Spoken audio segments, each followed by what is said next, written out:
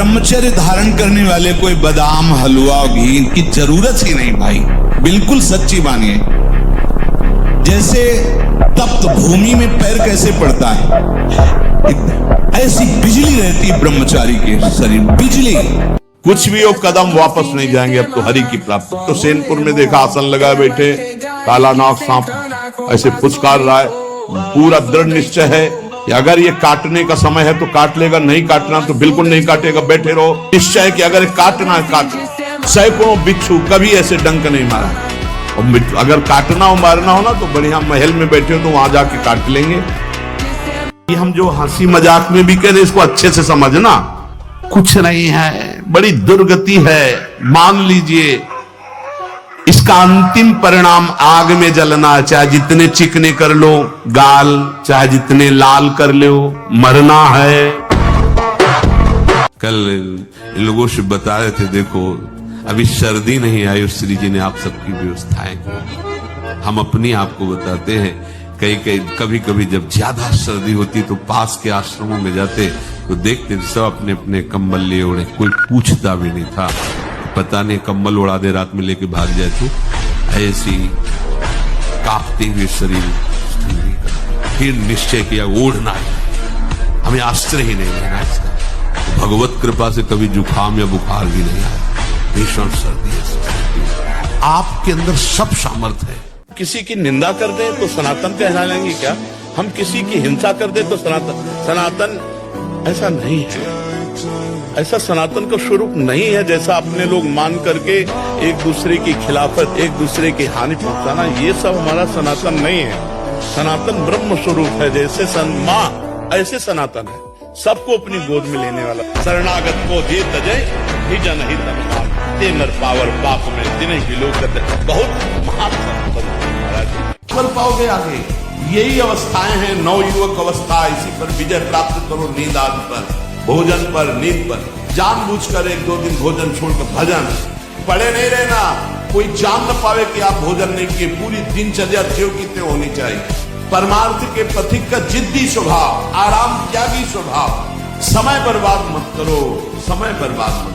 भोजन कर रहे हो, नाम जब चल रहा है, कोई भी भोग तुम्हें नहीं फंसा सकता है यदि भगवान नाम चल रहा है। समझे नहीं? वर्तमान में हम कोई पाप ना करें, वर्तमान में जो कार्य करें वो धर्म पूर्वक करें और नाम जप करें, तो आप जो बड़ा बनना चाहते हो सबसे बड़े बन जाओ। जिसके पीछे भगवान डोले, जहां मेरा भक्त चरण रखे वहां रखूं मैं हाथ, और पीछे पीछे मैं चलूं कभी न छाड़ू साथ।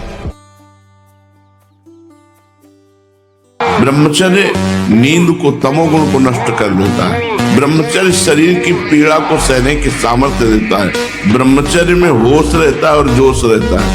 उसमें दिव्य तेज रहता है कि मर सकता हूं लेकिन गलत आचरण नहीं कर सकता।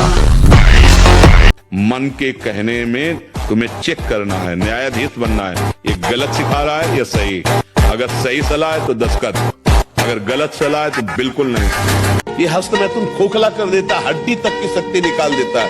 और कमर दर्द होना, माथा दर्द होना, ज्यादा विचार करने की सामर्थ्य न रह जाना, स्मृति न रह जाना। आज पशुता बढ़ रही है कि जिसका चरित्र पवित्र होता है और जो अध्यात्मवान होता है, अध्यात्म से जुड़ा होता है, वो कहीं भी परास्त भी हो जाए तो विजय को प्राप्त होता है।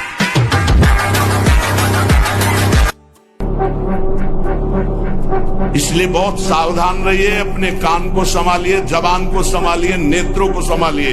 इन तीन से ही साधना बनती है और बिगड़ती है। नेत्र गलत देखेंगे, जबान गलत बोलेगी, कान गलत सुनेंगे तो आपका गलत चिंतन होगा, गलत क्रियाएं होंगी। और आप सत्य सुनोगे तो सत्य भगवान की प्राप्ति कराता है। बच्चा है, अगर वो वीरपात करता है तो वो इसी स्थिति को, आप नहीं, हजारों ऐसे बच्चे हैं, हजारों, आप ही अकेले नहीं हैं। ये प्रक्रिया नहीं है।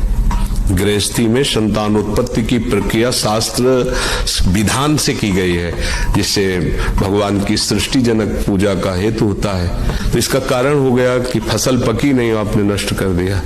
अगर 20 वर्ष तक ब्रह्मचर्य ठीक रखे और फिर गृहस्थ में जाए ब्याह करके और फिर स्त्री सहवास करे, उसको कुछ नहीं बिगड़ने वाला।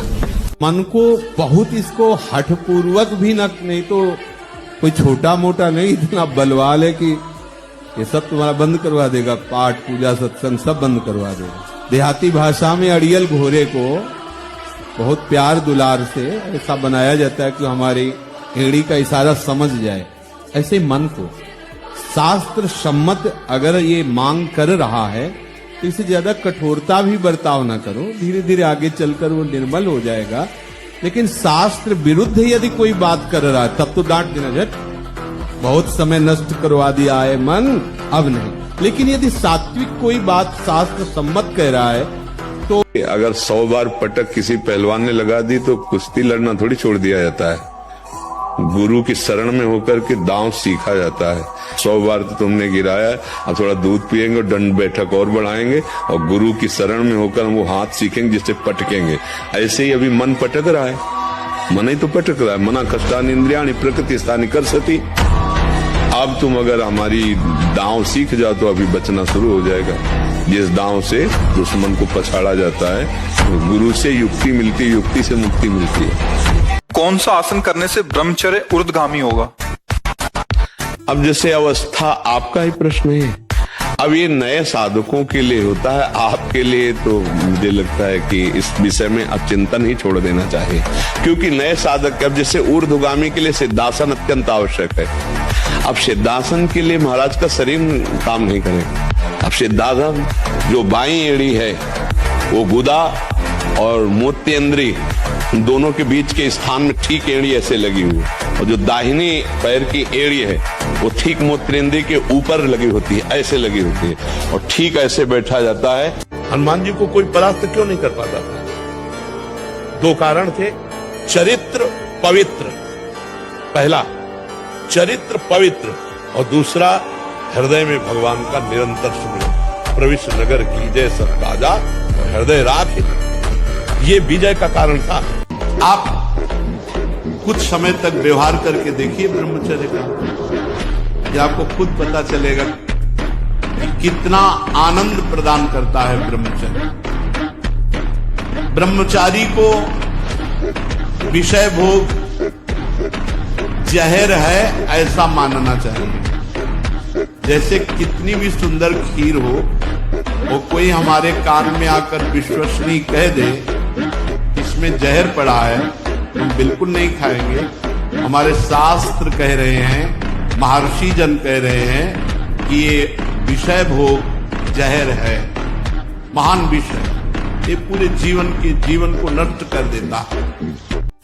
जब कोई भी ब्रह्मचारी, कोई भी उपासक, कोई भी बैरागी त्यागी महात्मा सोते समय असावधान हो गया तो उसकी रात्रि बहुत गलत जाएगी। खास जब आप सैया पे शयन करते उस समय असावधानी हुई तो विकार छा जाएगा, ध्यान रखना। आपका चिंतन गलत हो जाएगा, आपकी चेष्टा गलत हो जाएगी, जागृत में ना सही तो स्वप्न में। आप सावधान उस समय जरूर रहिए। हारना किसी को पसंद नहीं, किसको अच्छा लगता है हारना? तो फिर अभ्यास में प्रमाद क्यों किया? फेल होना अच्छा नहीं लगता तो पास होने के लिए पूरे ग्रंथ को अपनी स्मृति में बसा लो। सारी सामर्थ्य आपके अंदर, और पढ़ने में मन नहीं लगता, भोग विलासिता गंदी आदतें, तो स्मृति खत्म हो गई, अब क्या करोगे? तुम्हारे शरीर में अगर ब्रह्मचर्य है, तुम्हारे शरीर में अगर व्यायाम की स्फूर्ति है और अभ्यास है, तो किसी भी मार्ग में जाओ विजयी ही विजयी रहोगे। ब्रह्मचर्य बहुत बड़ा वरदान है। इसी ब्रह्मचर्य के नाश में दुनिया डटी हुई है, नहीं डटी हुई, इसी का नाश, ब्रह्मचर्य नाश का। जिसके निकालने में इतना सुख, उसको रोकने में कितना सुख होगा तुम सोच भी नहीं सकते। रोक कर देखो, बहादुर हो तो। और ब्रह्मचर्य ठीक है तो डटे रहोगे। ब्रह्मचर्य शारीरिक बल, आध्यात्मिक बल, बौद्धिक बल, सब बल प्रदान करता है। नियम में हो जाए तो 10-10, 20-20 वर्ष हो गए। ऐसे ऐसे साधक हैं जिनको स्वप्न दोष ही नहीं हुआ, ऐसे ऊर्ध्व रेता। तो फिर मन से, वचन से और शरीर से, तीनों से ब्रह्मचर्य होता है। मन का ब्रह्मचर्य, विषयों का चिंतन ना करना, यहीं से नाश प्रारंभ होता है, पतन यहीं से होता है। ध्यायतो विषयान पुंसान संगास्तेषुपजायते संगात संजायते कामः कामः क्रोधो विजायते क्रोधात् भवति सम्मोहा सम्मोहात् स्मृति विभ्रमा स्मृति भ्रंशात् बुद्धिनाशो बुद्धिनाशात् और पुष्टता जिसे बल कहते हैं वो तुम्हारे वीर्य में होती है। जिसको तुम खिलवाड़ समझते हो वो खिलवाड़ नहीं, तुम्हारी जीवनी शक्ति है। यदि संयम से ब्रह्मचर्य से रहो तो ना उतनी घी में ताकत है, ना दूध में ताकत है, ना किसी भी पदार्थ में ताकत, जो तुम्हारे ब्रह्मचर्य में ताकत है। ब्रह्मचर्य पर दृष्टि डालो, ब्रह्मचर्य का सुधार करो, बुरे आचरण जो करते उनको छोड़ दो और नाम जप करो। अभी आनंदित ना हो जाना तो बताना। और जब ब्रह्मचर्य ऐसा कैसे हो सकता है? बल है ना, अध्यात्म बल, शारीरिक बल की बात नहीं कहते। ऐसा कैसे हो सकता है? यदि एक बार ऐसा हुआ तो 1000 बार मैं प्रयास करूंगा और इस पर विजय। वो मतलब जिद्दी स्वभाव, एक निष्ठा उसी से आती है, उसी से। पहले खेती जोतते थे ना किसान, एक फार वाला होता था और पूरे खेत को उसी से जोतला है, बलवान होते। 2 लीटर मठा और 8 रोटी पाए, बैल की जैसी ताकत। अगर बैल को नाक पकड़ के रोक ले तो वो वही खड़ा हो जाए।